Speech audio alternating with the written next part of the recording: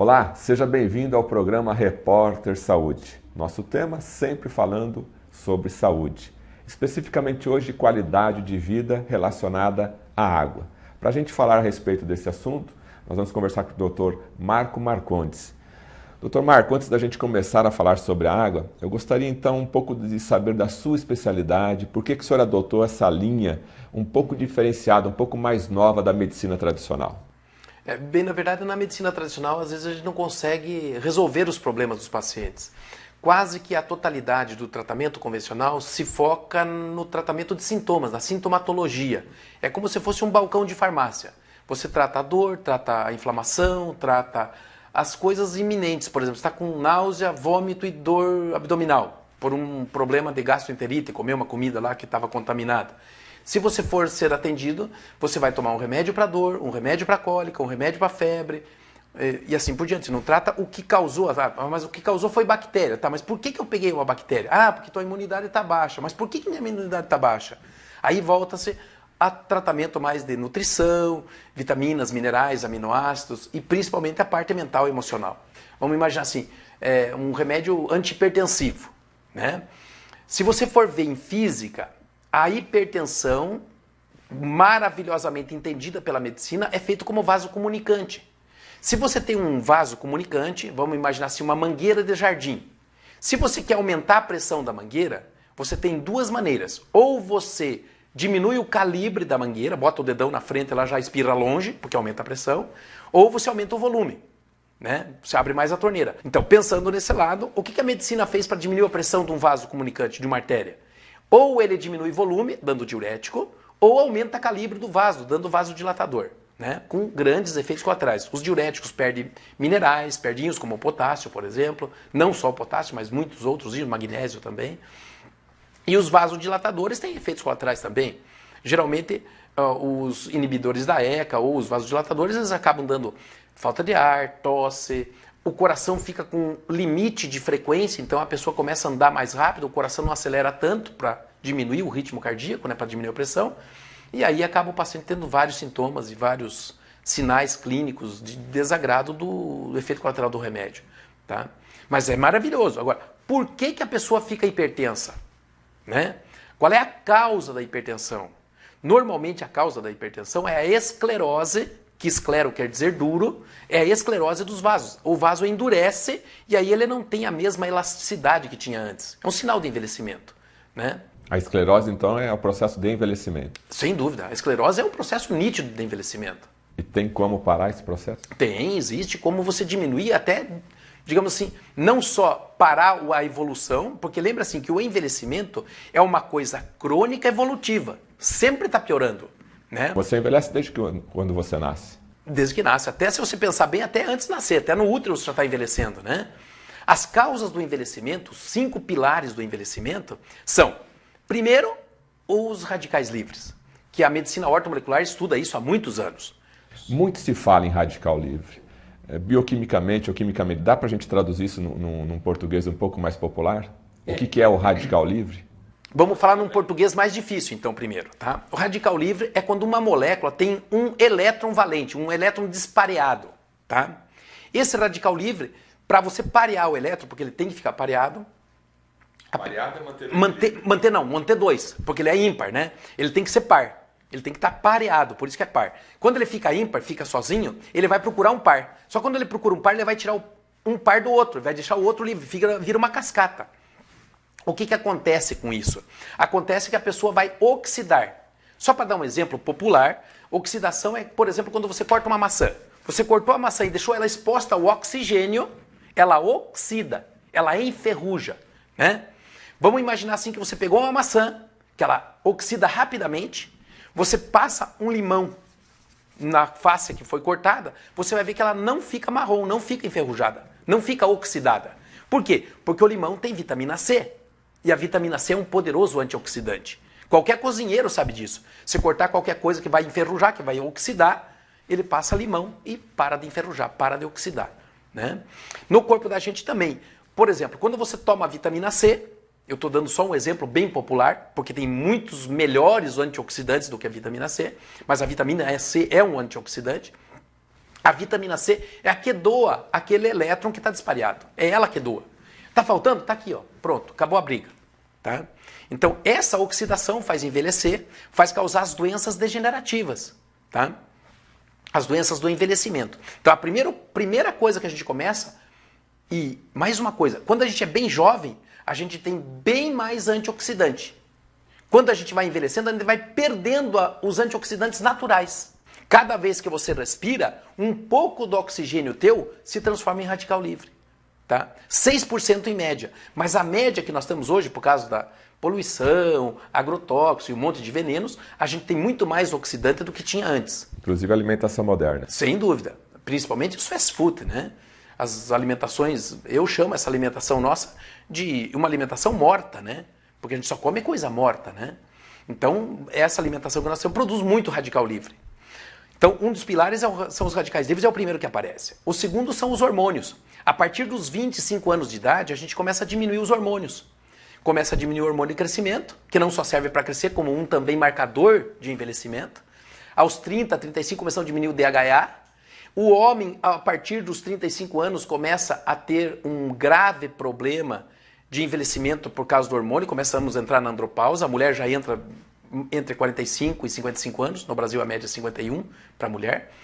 E aí nós começamos a envelhecer em termos de hormônio. A terceira coisa são os telômeros. O telômero é uma parte do cromossomo que indica quanto você viveu e quanto tem para viver. E cada vez que você vai vivendo, você vai encurtando o telômero. Tá? Mas nós temos um telômero capaz de fazer com que a gente viva 130 anos bem. Só que o estresse, a ansiedade, a angústia, a agitação, hipersensibilidade, melancolia, depressão, enfim, qualquer coisa faz com que você gaste mais telômero. E aí você indica que está ficando mais velho. A metilação, isso é uma coisa novíssima, a metilação de radical metil, tá? Os metilos a gente vai ficando velho e vai tirando os radicais metilos, tá? E a metilação é importante anti-envelhecimento, tá? É uma coisa muito importante. E a quinta é a caramelização.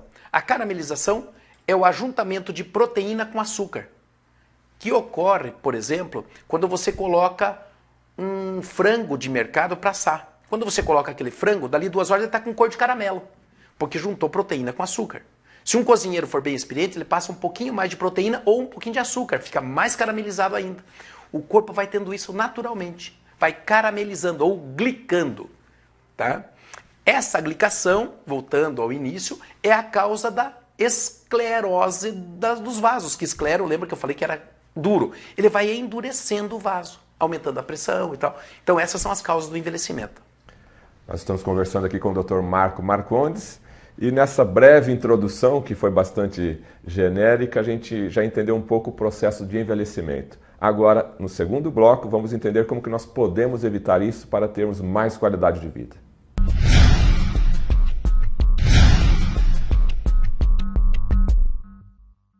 Estamos de volta com o programa Repórter Saúde. Nosso convidado de hoje, Dr. Marco Marcondes. Estamos falando sobre qualidade de vida e a importância da água nesse processo de envelhecimento com qualidade de vida. No bloco anterior, nós falamos como que se inicia esse processo de envelhecimento. Agora, quais são as alternativas para retardarmos isso e, ao mesmo tempo, já falarmos da importância da água? Porque muito se fala de água, mas a gente observa que a população... Água é tudo igual. Água da torneira, uma água mineral, basicamente é a diferença máxima que a gente observa aí. A garrafinha de plástico, está tudo resolvido. Ninguém lê rótulo. Se for tomar um vinho, ele para 1 hora para escolher o vinho. A cerveja, hoje até a população já está escolhendo a sua cerveja. E a água? Deveríamos ter um cuidado maior para escolher a nossa água? E ela influencia no processo de anti-envelhecimento? Essa pergunta é maravilhosa, né? Primeiro que nós médicos estudamos muito pouco água. Na faculdade a gente estuda pouca água. A medicina ortomolecular tem digamos assim, umas etapas de aprendizado que uma delas é só água. Primeiro que a água é o nutriente mais importante que nós temos. Todo mundo sabe que um ser humano tem de 60% até 85% de água. Água é um nutriente? É um nutriente, é o mais importante nutriente. Tá? E mesmo o nutricionista não aborda sobre a água, é isso que é interessante. O nutricionista aborda sobre várias coisas de nutrição, principalmente sobre calorias, sobre uma série de coisas, mas não fala da água. Todo mundo se resume a falar que tem que tomar 2 litros de água por dia, e ponto. Exato, e não fala que tipo de água é e que tudo que é água é igual. E é o contrário. O estudo, como eu falei para você, o estudo da ortomolecular tem várias etapas de estudo só da água. Por isso que é importante a água nesse processo, não só anti-envelhecimento, como também em saúde. Tá? Não só para prevenir o envelhecimento. Por exemplo, o médico não sabe, por exemplo, você já foi num médico que te orientou sobre água? Não, nunca. Não, né? Então nós médicos precisamos orientar sobre água. A água tem algumas propriedades dentro do corpo da gente. Como eu falei para você, nós podemos ter de 60% até 85% de água. Um bebezinho tem muito mais água do que um velho. A gente vai envelhecendo e vai desidratando. Nessa proporção, quer dizer que uma pessoa adulta com uma faixa de 70 quilos... Tem 50 quilos de água. 50 quilos de água. Você imagine, tá? É muita coisa. É importante, então. É importantíssimo. É o nutriente mais importante. E a água é um nutriente. Primeira coisa que nós temos que ver com a água, hoje em dia, é o frasco da água. Tá? Aquele frasco de plástico, que 90% da água que a gente vê e é vendida é em frasco de plástico. Aquele frasco, submetido ao calor, ele produz um hormônio feminino chamado xenoestrógeno. E esse estrógeno é o estrone, que é o E1, tá? E ele é altamente proliferativo. Inclusive, o câncer de próstata se deve a ele, tá? O câncer de mama. Alguns órgãos têm muita sensibilidade ao estrogênio.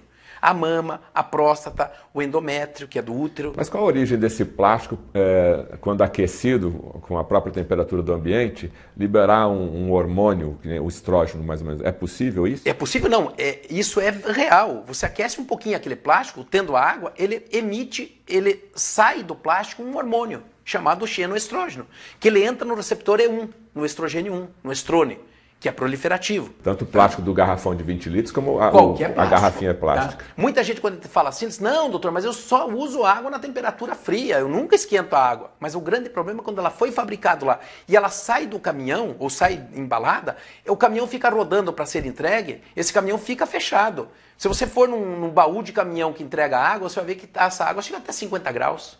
Tá? É fechado, a luz ambiente do sol. Ela já liberou o xenormônio por causa disso. Tá?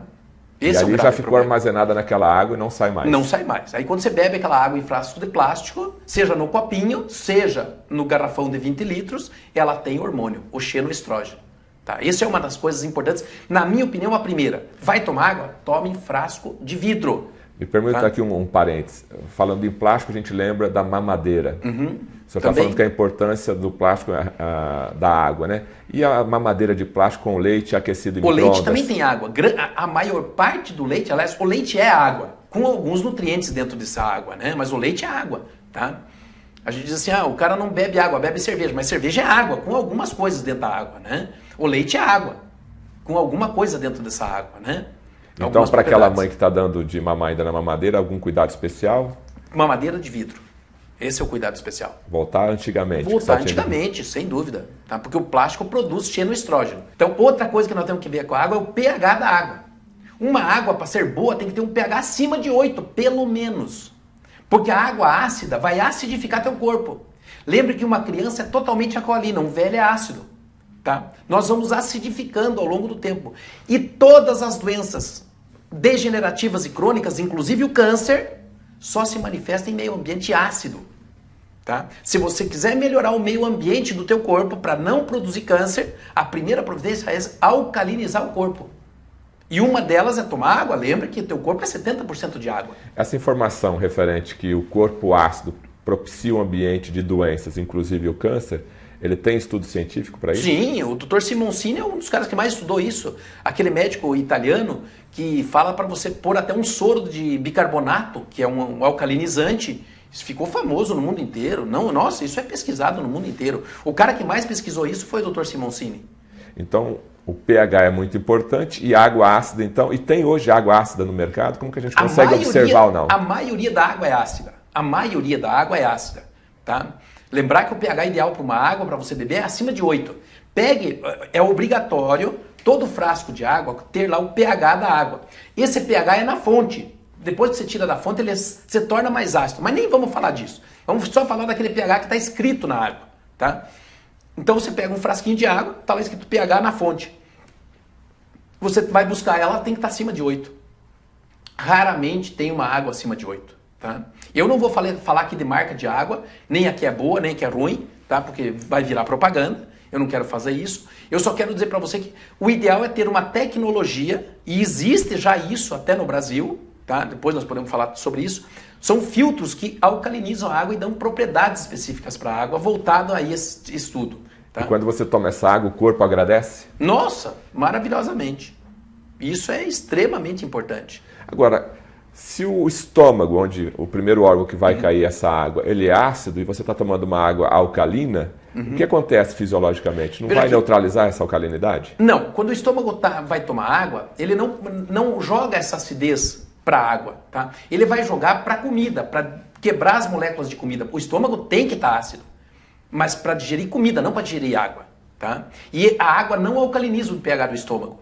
É interessante. A mucosa do estômago vai produzir esse ácido, vai liberar esse ácido quando você vai comer, vai ter alimento. Mas quando você vai tomar água, ele não joga esse ácido. Por isso a importância então de tomar uma água com pH elevado, que é um pH alcalino, para poder ajudar o organismo. Sem dúvida. Quais outros fatores? A tensão superficial da água. Deixa eu tentar fazer para você saber o que é tensão superficial que eu faço para os pacientes. Eu já deixo isso aqui para mostrar para o paciente. Tá? O que é tensão superficial? Tá? É rapidinho. Ó, tá vendo essa água aqui? Ela não formou uma bolha? Ela não ficou escorrida, ela formou uma bolha, não ficou? Sim. Se eu quiser furar a bolha, eu faço assim, eu furo a bolha de água, né? Ó, tá vendo? Eu furo a bolha. O que mantém essa água em bolha e não escorre? Pode ver, se você pegar um copo de água, você encher o copo de água até aqui, você pode até encher um pouquinho mais, ele fica um pouquinho mais cheio. Aí se você chegar uma agulha aqui, ela vaza, né? Então, essa bolha de água, para manter essa bolha, existe o que eles chamam de tensão superficial da água. É uma propriedade da água. Uma propriedade da água. Se a água tiver uma tensão superficial muito grande, como essa que nós estamos vendo, tá? Ela mantém a água presa. Então, para a água ser boa e fluir no corpo, ela tem que ter uma tensão superficial bem baixa, para quebrar mais rápido. Tem pessoas, lembra que no vaso, ela tem que entrar em qualquer capilar essa água. Se a água tiver uma tensão superficial, a água ela não entra. Aquele tecido vai ficar desidratado. Então a água, se tiver uma tensão superficial alta, ela não hidrata? Ela desidrata. Ela não só não hidrata, como pior, desidrata. Uma água com tensão superficial alta desidrata. Então você toma água e desidrata. Olha que coisa estranha. Nunca ouvi falar disso. Nunca ouviu falar? Não. Então tá ouvindo falar a primeira vez. Tensão superficial da água. É a característica da água ficar presa, como está nessa bolha. Tá? E como que a gente, enquanto pessoas comuns, podemos escolher a água? Tem essa informação? Não tem essa informação. Essa informação não existe. Nem em nenhuma água tem. Nenhuma água traz isso para nós. O que tem que ser feito na água, então, para que ela tenha uma tensão superficial menor? Existe uma técnica, um filtro especial, que faz com que a água fique com a tensão superficial menor. Tá? É uma propriedade física da água. É só uma maneira, digamos assim, tecnológica para fazer isso. Resumindo, então uma água com tensão superficial baixa, ela hidrata mais e chega a todas as extremidades do organismo. Exatamente. Assim. Hidratando e levando os seus nutrientes. Nutrientes é a propriedade da própria água, né? Estamos conhecendo aqui vários detalhes da importância de se escolher uma água ideal para você tomar, ficar mais nutrido e ajudar o organismo, então, na prevenção do envelhecimento, inclusive de doenças. Qual outra característica a gente pode abordar aqui, doutor? Lembra que no começo nós falamos de um dos processos de envelhecimento, o primeiro deles é a oxidação. Sim. A água, ela pode ser antioxidante. Existe água antioxidante. Ela tem que ser reduzida, quimicamente falando. Porque o contrário de oxidado é reduzido. Tá? Falando de pH, o contrário de alcalino é ácido, lembra? Nós já falamos. O contrário de oxidado é reduzido. Então existe uma maneira de se fazer uma água reduzida para ela ter antioxidar. Essa é outra propriedade. Então, esse filtro que eu comentei com você faz essa propriedade redox, tá? Reduz a água em termos químicos. Então, além de você ter que estar ingerindo antioxidantes, né, suplementando essa tua nutrição, o organismo já tem o seu antioxidante. Natural, mas se tiver uma água oxidada, esse antioxidante natural não vai fazer efeito. Você comentou da vitamina C que também ajuda muito na antioxidação. Exato. Agora, a água nós tomamos todo dia. Então, ter uma água com essas características vai ajudar mais ainda o organismo. Muito mais. Mesmo que você, digamos assim, se você usar antioxidante e tomar uma água oxidada, o antioxidante vai agir na água, mas não em você. Você vai perder o antioxidante que você toma. Você tomando uma água reduzida, você ajuda teu corpo com o próprio antioxidante. Ela já é um antioxidante. Tá? Deixa eu dar um exemplo aqui até familiar. Em casa usa-se muito tomar chá, que tem propriedades antioxidantes. Como o chá verde, por exemplo. Chá verde, por exemplo. Se eu colocar esse chá verde numa água, que nem você falou, uma água ácida, uma água comum, filtrada simplesmente para eliminar bactérias. Quando eu coloco esse chá verde numa água ácida, numa água comum, o chá verde vai estar fazendo aquele processo de antioxidante? Não. Veja aqui, no caso do pH, o próprio chá vai virar ácido, né? Que vai ficar ruim. Em termos de pH é isso, mas em termos de oxidação, que o chá verde tem alguns antioxidantes, o antioxidante a teanina é um dos mais importantes, tá? Tem vários outros antioxidantes no chá verde e outros chás também, mas se você colocar uma água oxidada, esse antioxidante que tem no chá, ele vai antioxidar a própria água. E não vai servir como antioxidante para o teu corpo. Lógico, você já vai tomar uma água menos oxidada, mas não vai agir como antioxidante para o teu corpo. Então você toma na expectativa de 100% daquele chá te ajudar no antioxidante. Ele então vai ali já ajudar. metade já ajudou, ficou na água. Acho que bem mais da metade, depende da água. Se ela for muito oxidada, provavelmente toda a propriedade antioxidante do chá vai ficar preso na tentativa de reduzir a água. Então a importância dessa água, a água ideal, vamos dizer assim, ela vai ajudar em toda a sua parte de suplementação de nutrição, do chá. Então você tem que ter uma água ideal para fazer a sua mistura do chá, do seu alimento. Para cozinhar, para fazer chá, para fazer mamadeira, para diluir o leite em pó, para qualquer coisa. Não somente para tomar. Não só para tomar, porque não é a água, bem na verdade, que a gente toma é pouco. Aquele copão d'água que você toma é raro, a não ser que você venha de uma academia, alguma coisa. Mas normalmente você usa muita coisa que tem água. A comida que você toma, a comida que você come tem água, porque ela é cozida em água, né? O chá, o café, a mamadeira que você faz com leite em pó. Tudo à base de água, né? Tudo à base de água. Outra característica da água? Outra característica da água que nós comentamos que é a condutibilidade. Nós temos que ver o seguinte, a água tem íons. Dizem que a água filtrada em filtro de osmose reversa deixa a água pura, sem nada. Realmente, a água fica morta. Porque a água tem que ter íons. E os íons são minerais que têm valência elétrica. Porque a água tem que ter eletricidade, tem que ter íons. Muitas águas do mercado já sabem disso. Eles fazem uma filtragem, até por osmose reversa, tiram tudo da água, deixam a água lá completamente morta e adicionam íons para a água. Tá? Existe água assim, tá? Que pode fazer. Ela é enriquecida artificialmente. Artificialmente, tá? O ideal é você usar uma naturalmente, porque a natural tem muito mais propriedades do que a artificial. Aí coloca o quê? Cálcio, magnésio? Cálcio, magnésio, tem até substâncias alcalinas para alcalinizar a água, tá? Essa substância alcalina para alcalinizar a água, ela é mais importante, ela é a base de uma água alcalina ou a água alcalina natural é feita por um outro processo daquela de angulação? Não, a água alcalina natural é com os íons, tá? Íon de magnésio e de sódio, né? Bicarbonatos, né? Que alcalinizam muito a água. Se você tomar uma água ácida, o que você vai fazer? O teu corpo vai tentar roubar os teus íons. Vamos imaginar que ele roube. Qual é o íon mais abundante no corpo que é alcalino? É o cálcio e o magnésio. Então você toma água ácida, o teu cálcio e magnésio vai para a água. E aí você vai perdendo massa óssea. Talvez seria uma das causas da osteoporose. Um refri. Qualquer refri tem 2,4 de pH. Então quando você toma um refri muito ácido, e o refri não vem no rótulo qual é a acidez dele, né? Você tem que tomar 32 copos de água alcalina para tentar neutralizar aquele pH do refri. Tá? E quando você toma esse refrigerante, na tentativa do corpo querer equilibrar, ele vai retirar então esses minerais do próprio osso e do organismo. Exato, normalmente cálcio e magnésio. Então, como o refrigerante aí virou moda nos últimos 30, 40, 50 anos e a osteoporose cresceu também, tem uma relação direta. Completamente verdadeira essa relação. Mais alguma característica da água? Eu acho que as últimas características é a arquitetura da água. A água no nosso corpo, ela é hexagonal, ela é feita em hexágono. Tá? É um hexágono assim, tá? A água vem assim, então aqui tem uma molécula de água, aqui tem outra molécula de água, aqui tem outra molécula de água. Seis moléculas de água em hexagonal, tá? Isso é uma propriedade da água que a gente tem. Normalmente a água que a gente toma, ela não tem essa propriedade. E essa propriedade é importante pra gente. Esse aqui é tão pouco estudado, tão pouco visto, que muito raramente tem alguém que saiba disso, dessa arquitetura hexagonal da água. Tá? E qual a importância dessa arquitetura para o organismo? Para a água fluir de uma forma perfeita. Ela tem que estar nessa forma para ela fluir nessa forma perfeita dela. Tá? Se ela tiver com outro desenho, dificulta. Dificulta, inclusive aumenta a tensão superficial. Tá? Ou seja, tudo está relacionado dentro da água. Exatamente. Tá?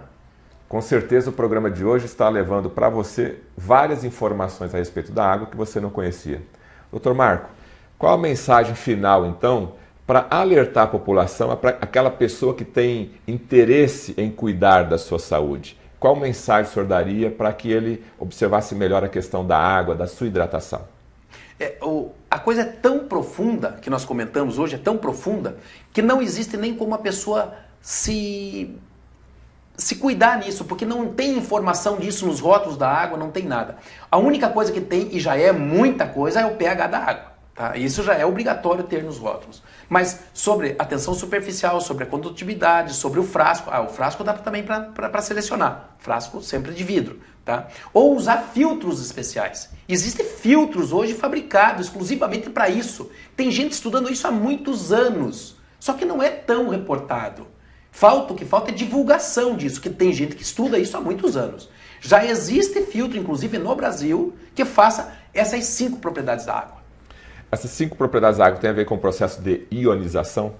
A ionização é um deles, né? É um dos 5. Lembra que nós falamos, é o pH, o frasco, a tensão superficial, a ionização e a arquitetura da molécula, né? A ionização é um deles. Então, mas dessa reportagem, então, a única informação que está disponível para o consumidor é o pH. Então, se o consumidor já olhar o pH, já é um passo que ele está dando. Já é um passo, nossa, um passo gigantesco, tá? É um dos principais. Mas eu acho que mais importante ainda é ver o frasco que está a água, tá? O frasco de plástico tenta tirar da tua... O senhor não toma água mineral de plástico? Nunca. Eu tomo água filtrada. Existem filtros para isso, tá? Que daí eu ponho no meu copo. Eu ponho no meu copinho, tá? Aí eu ponho a água no meu copo. Tá? Quer dizer, são atitudes simples que está contribuindo no seu dia a dia para chegar a uma idade mais avançada com qualidade de vida. Exatamente. Aí quando sai de casa, que não tem o filtro, em tudo que é lugar, né, obviamente, aí procura comprar uma água de boa qualidade, perceber o pH e frasco de vidro. Ok, conversamos hoje aqui no programa Repórter Saúde, matéria especial sobre a água, com o especialista Dr. Marco Marcondes. Até o nosso próximo encontro.